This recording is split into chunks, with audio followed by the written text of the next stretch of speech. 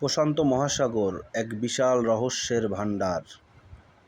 কোটি কোটি বছর আগে যখন পৃথিবী ধীরে ধীরে তার বর্তমান রূপ নিচ্ছিল, তখন থেকেই প্রশান্ত মহাসাগরের যাত্রা শুরু হয়েছিল। প্লেট টেকটনিক্সের অবিরাম নড়াচড়ায় তৈরি হয়েছে এর গভীরতম খাত আর উঁচু পর্বতশ্রেণী, যা লুকিয়ে আছে সমুদ্রের অতল গভীরে।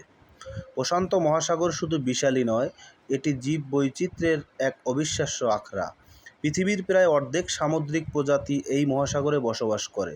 রং বেরঙের প্রবাল প্রাচীর থেকে শুরু করে সুবিশাল তিমি, রহস্যময় অ্যাংলার ফিশ, প্রতিটি প্রাণীই যেন প্রকৃতির এক অনন্য সৃষ্টি। এখানে আছে পৃথিবীর বৃহত্তম প্রবাল প্রাচীর, গ্রেট ব্যারিয়ার রিফ, যা মহাকাশ থেকেও দেখা যায়।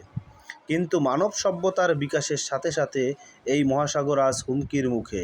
প্লাস্টিক দূষণ, অতিরিক্ত মাছ ধরা, জলবায়ু পরিবর্তন, এই সব কিছুই প্রশান্ত মহাসাগরের নাজুক বাস্তুতন্ত্রকে বিপন্ন করেছে। আমাদের অসাবধানতা আজ এই বিশাল জলরাশিকে অসুস্থ করে তুলেছে।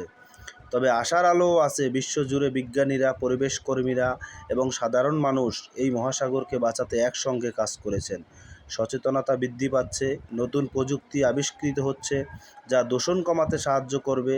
আমাদের ভবিষ্যৎ নির্ভর করছে এই মহাসাগরের স্বাস্থ্যের উপর, কারণ সমুদ্র সুস্থ থাকলে আমরাও সুস্থ থাকব।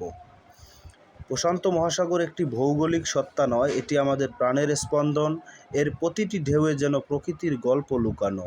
আসুন আমরা সকলে মিলে এই অপার সুন্দরকে রক্ষা করি, এর রহস্যকে সম্মান জানাই এবং নিশ্চিত করি যেন ভবিষ্যৎ প্রজন্ম এর সৌন্দর্য উপভোগ করতে পারে।